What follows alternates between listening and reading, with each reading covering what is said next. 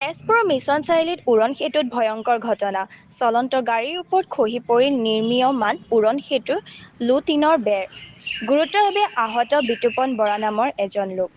চিকিৎসালয়ত ভৰ্তি Bitupan Bora. Service road নিৰ্মাণ নকৰাত ধূলিৰে আৱৰিছে অঞ্চলটো। স্থানীয় ক্ষুদ্ৰ ব্যৱসায়ীসকল ক্ষুণ্ণ।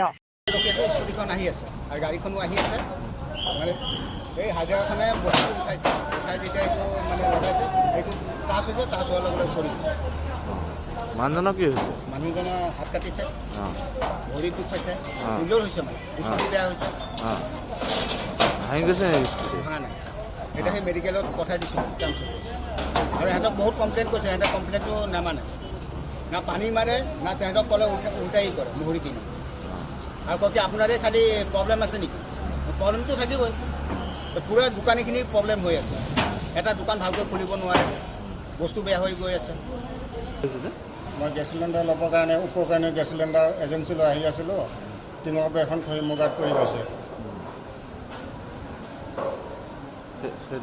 সিমানে কি পৰিছিলে টিঙৰ বেৰখন যে দি ৰাখিছে ক'ত মিছন চাৰিআলি ব্ৰিজৰ তলত হয় ব্ৰিজৰ কাম চলি আছে বেৰখন খহি পৰি গৈছে গাত বাঁহৰ খুটাবোৰ ভালকৈ দিয়া নাই সিহঁতে আপোনাৰ কি হৈছে মোৰ হাততে মই চুট পাইছোঁ হয় এক্সৰে কৰাব লাগিব নেকি